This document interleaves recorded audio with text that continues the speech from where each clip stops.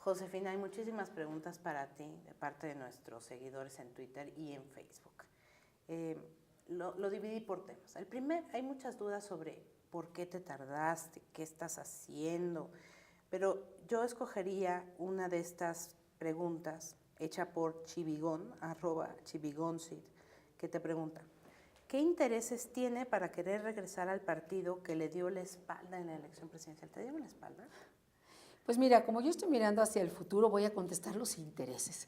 Y el interés que tengo fundamentalmente, Katia, y le contesto a nuestro tuitero, también le agradezco su pregunta, es porque una democracia sin contrapesos, una democracia sin una oposición respetada, real, digna, pues es una democracia que se va a empezar a quebrantar, Katia. Y lo que viene después de eso es el riesgo de un autoritarismo.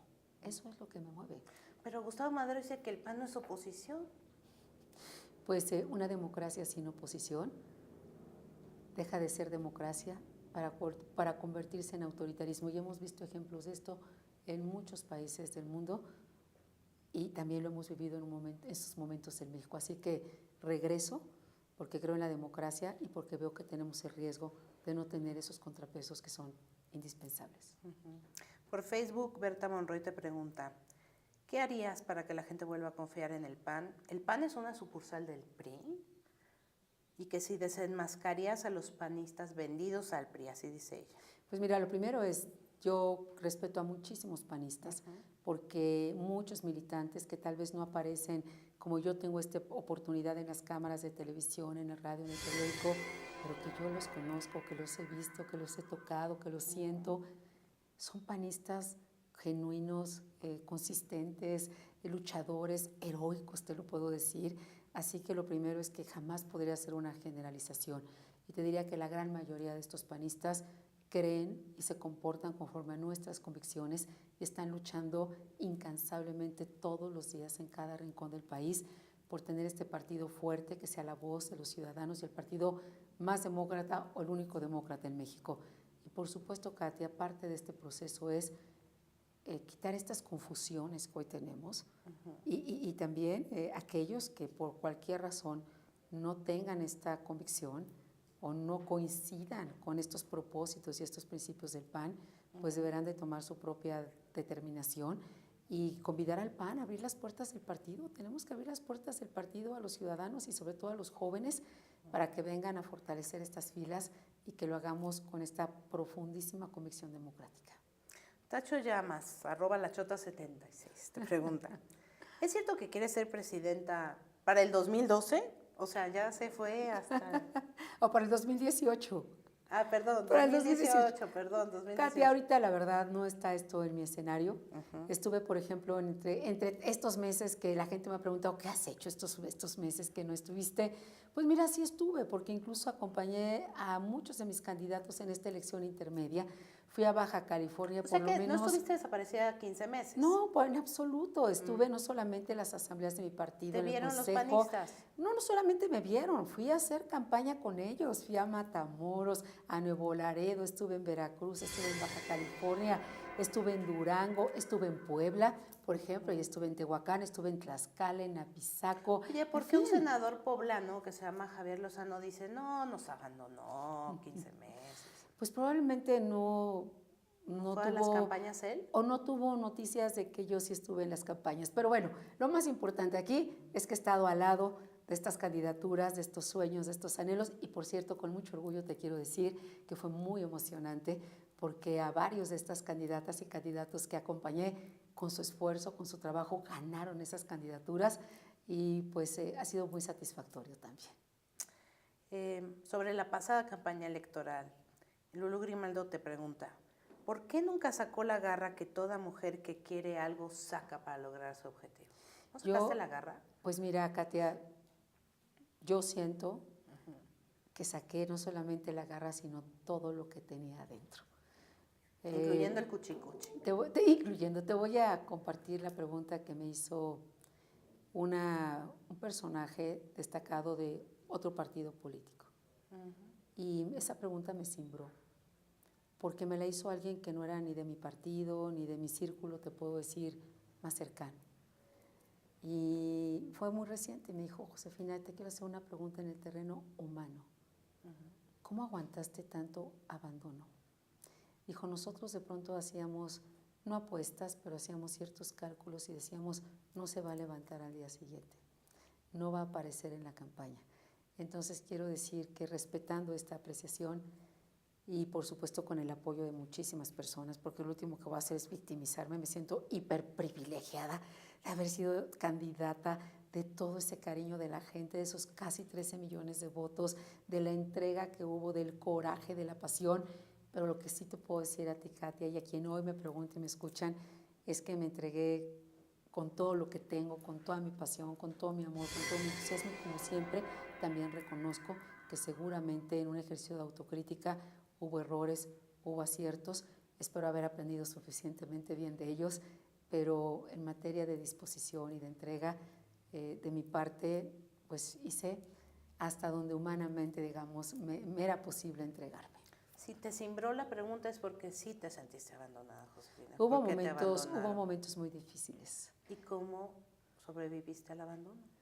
Fíjate que Contéstame, ¿qué le contestaste a este personaje? Lo que a mí me daba vida todos los días era la gente. Es decir, esos días particularmente los más difíciles, levantarme y llegar al primer evento y sentir el ánimo, la fe, el cariño, la entrega de la gente. Me acuerdo mucho de un evento que tuve en el Estado de México, un día lluvioso por la tarde, un domingo, y un papá que cargaba a su niño aquí en los hombros. Nunca se me va a olvidar esa imagen, como muchas imágenes que nunca quiero olvidar, que quiero conservar y que me acompañen siempre. Y gritaba con su niño aquí arriba en los hombros, Josefina, estoy contigo, Josefina, te queremos. Y los niños, Katia, fíjate que los niños fueron, y si me permites la expresión, pues la gran sorpresa, como el gran milagro en la campaña. Los niños se subían, se entregaban, me gritaban, me reconocían, y aunque es evidente que los niños pues no iban a votar a las urnas, claro, ellos me daban esa alegría y esa fuerza, pero la fuerza decías que vino si ganabas de la a los gente. Niños, ganabas a los papás. Claro, si te ganas el corazón de los niños. Pues, seguramente ganamos a algunos papás. Y también, Katia, lo decía yo ayer en una entrevista, es algo que he comentado poco, pero lo quiero destacar porque es parte de la realidad. Salvo tú y muy pocas personas, la pregunta primera con la que siempre me recibieron en cada rincón del país, no importando el día y la hora, era, una mujer presidenta. ¿México está preparado para una mujer presidenta? Y yo nunca escuché que a ninguno de los candidatos varones les preguntaran si México estaba preparado para un presidente varón. Entonces también esto refleja todavía parte de esta cultura que estamos enfrentando en el país. No es algo que me guste poner de frente, porque primero jamás estaría de acuerdo con la victimización y no me siento en esas circunstancias de ninguna manera, al contrario, pero es una realidad que esa pregunta revela mucho todavía, Katia, de los retos que tenemos las mujeres, de los techos que tenemos de cristal que romper todos los días en nuestra vida. Y de que al final, pues, generalmente nos cuesta mucho más trabajo lograr lo mismo que lo que le cuesta a muchísimos varones en circunstancias pues que no son tan exigentes, ¿no? Arturo Guillén te hace como un reclamo, Josefina. ¿Está consciente de todo el capital político que dilapidó con su ausencia y el abandono, ahora te están acusando a ti de abandonar, a sus seguidores para dejarlos a la deriva? ¿El tiempo que tardó en volver es directamente proporcional a lo difícil que resultó la campaña? Mira, primero, para ¿qué le dices a Arturo? ¿Se siente abandonado, mira, Arturo? Para Arturo y para quienes tengan este sentimiento, yo abiertamente, Katia, les ofrezco una disculpa, porque nunca estuvo en mi intención, en mi propósito, abandonar. Y quiero decirte, Arturo, que realmente nunca te abandoné, porque lo que hice fue ir a tomar fuerza y aliento y seguí trabajando. Estoy por presentar un libro que he trabajado con la comunidad de mexicanos en Estados Unidos y he venido preparando esta agenda para el país, para mi partido, para los ciudadanos, y estoy aquí de regreso porque, como bien dices, Arturo, y tu exigencia tiene toda la legitimidad que se merece, creyeron, trabajaron, lucharon, lo hicimos juntos, y también regresé a apoyar esas campañas. Es decir, creo que es importante decirte, Arturo, a ti y a muchos otros, que no me fui, que nunca me fui, que solamente me autoimpuse un silencio, porque también creo que probablemente haber hablado hubiera abonado más a destruir y a polarizar que a construir. Y creo que tal vez Arturo pueda coincidir conmigo en esto, Katia, que después de tal esfuerzo, Arturo lo que merece es construir y no algo diferente. Y en ese ánimo estoy. Joaquín Eduardo Jime te pregunta, ¿alguien le pidió hacerse a un lado en la campaña? Es decir, bajar la intensidad. No, de ninguna manera. Y jamás lo hubiera permitido. Okay. Nunca. A ver, 2 preguntas que están relacionadas. Una vino por Facebook, Manuel de la Pesa, y otra por Twitter. En resumen es, ¿por qué perdiste tu personalidad en la campaña y no rompiste con Calderón cuando no te apoyó, por ejemplo, frente a Gordillo y te traicionó en la campaña, como dice textual Manuel de la Pesa? Pues Manuel, y para quien me hace esta pregunta, lo hice primero por una convicción, porque yo fui parte no solamente de ese gobierno y de ese sueño y de ese trabajo, de ese anhelo, sino justamente porque creo que es en la unidad donde se logran los propósitos. Yo no solamente fui institucional, sino, y fueron muchas voces las que me propusieron esto en la campaña, es decir, también lo quiero decir con absoluta honestidad, y sin embargo siempre estuve convencida que cuando eres congruente, cuando también defiendes aquello en lo que has construido, de lo que has sido parte, yo también lo quiero decir hoy.